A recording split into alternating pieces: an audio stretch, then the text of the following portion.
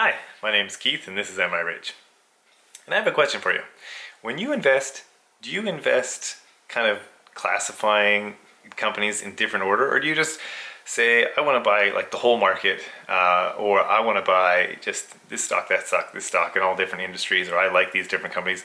How do you go about justifying whether one is better than the other, or is there a way? And I'd love to know your guys' thoughts. If you guys have a way of classifying the investments you're interested in or not, whether, like you could find two companies that are great, but is one better than the other?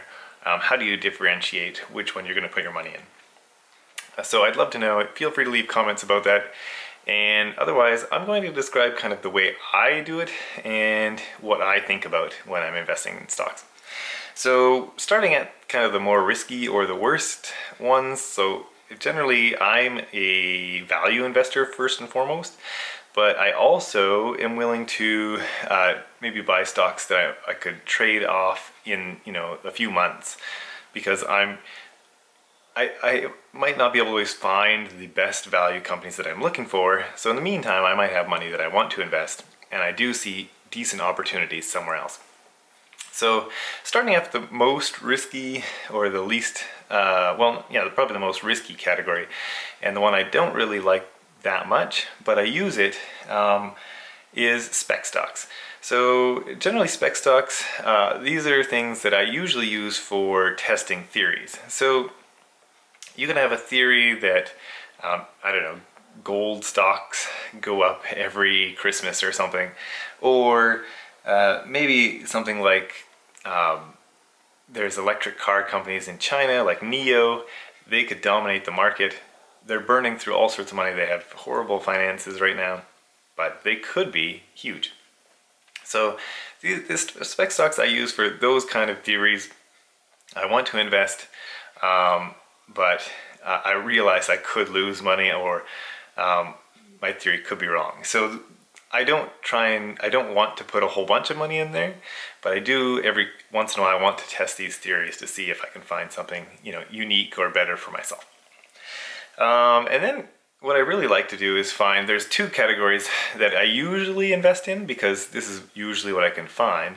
And these are basically nice stocks and ones that I think are okay for my family. So nice stocks, the whole pattern goes basically, it's got to have good financials mostly. So it's got to have, like, for me, it's got to have positive equity, positive earnings, and then, you should have something like good cash flow to cover current debts. Hopefully maybe not too much goodwill, like they haven't acquired some company recently, and if they overpaid for it, all of a sudden, they in a quarter, next year they could have to like cut their company's value in half because they just paid too much for some other company. So that's something I look for first. And then the next thing I really look for is it cheap relative to what I think it should be. And this varies a little bit, because when I value a company, there's a different set of valuations. Like if you're, for example, like a home, if you were to value a home, if the market's hot, everybody's got a job and everything's looking great, a booming city or something, you might think, okay, all house prices have a little bit of a premium to them, so that's kind of the average price. So you might be able to pay a little bit less than that, but you still might be spending more than you'd like to, but you think it's cheaper relative to that market. Or you might look at it, say like, okay, this average city around the world, this house price would be X dollars, and so that's kind of the price you typically put to that house, and then you only buy like if it's below that. Or even more extreme would be something like, what are the actual material costs for that house? If you can get it for cheaper than that, well, then that's probably a great bargain. So those are the kind of pricing strategies I use in my head. So it kind of varies a little bit depending on industry, depending on time of the market and certain factors. But, like Brexit or something, or trade wars that could impact it. But those are the two main things I look for a nice stock, and then bonuses on top of that. So, I mean, the companies like that would be maybe like Fiat Chrysler, or I don't know, maybe Protolabs. And then if you're looking at something with even better than that, maybe you're looking for a moat. It's got some kind of protection against its competitors, or it's got a great growing dividend, or something like that. So like maybe Keyera, for example, that kind of a company. And then there's the other category. So that's mostly what I invest in because that's mostly what's available. And then there's the okay for my family buys, and those are ones that are really safe buys.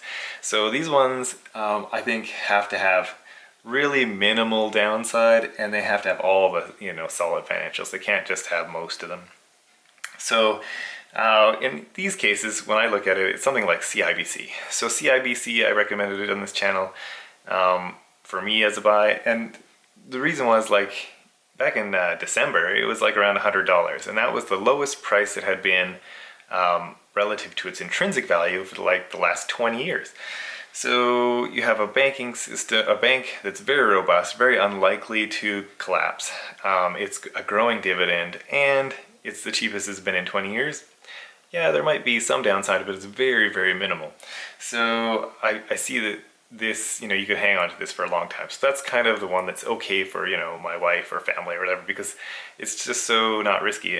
Now, it might not be the biggest growth story. So, like if my nice buys, if you had a really good growth story, like Google, that would be a company I'm willing to invest in, a little bit more, because I see a huge positive for that company, a huge maybe moat, and so it's a little bit better.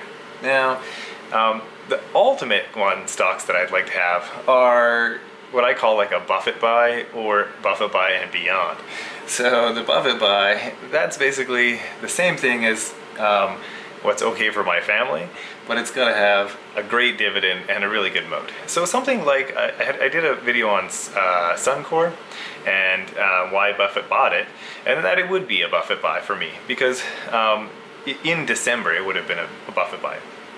So that time, it had a very safe, like very minimal downside to its price, and it has good financials, it has a growing dividend, and the moat it has, it's basically a company that's situated on the best oil sands that are known in the world.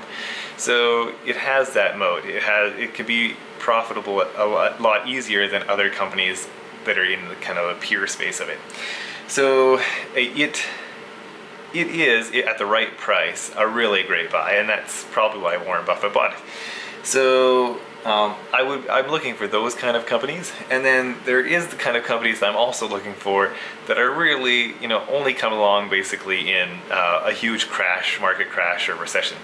And those would be ones that are basically Buffett buys, but they have like an outrageous future outlook, or they have something like a price that is not, like the house. When I mentioned the house, like a house price, if you're just paying for the actual material cost that went into the house, so something like price to book for a stock comparison, if you're paying that kind of intrinsic value, you're not looking at you're not looking at a price that has a moat baked into it, or like Apple would have. They're usually maybe 2 or 2.5 times what their normal intrinsic value would be, because they have a moat. I mean, they have the really popular brand, and they're really in the luxury phone market. They have commanding market there. And so if you look at an intrinsic value without those kind of extra add-ins that people are willing to pay, or like Starbucks or something, people are willing to pay a premium on that because they really like it. If you can find an intrinsic value that's like at 30% of its actual intrinsic value, and it has all these other qualities, those would be the optimal ones to buy. And those are really something that don't come along until huge recessions basically happen. So that's the kind of stock I would love to have, and you kind of have to wait around for it. But in the meantime, I invest in these other ones. So yeah, I'd love to know what you guys think. Do you guys think these are okay ideas, or good ways to classify stock? Do you guys have any suggestions or anything else like that? And what do you think of the stock picks I had? Do you think they fall in any of these categories, or will you not invest in them because these categories are ridiculous? I don't know. Anyways, I would love to know your opinions. Feel free to comment. Otherwise, Thanks for watching, and we'll talk to you in the next video.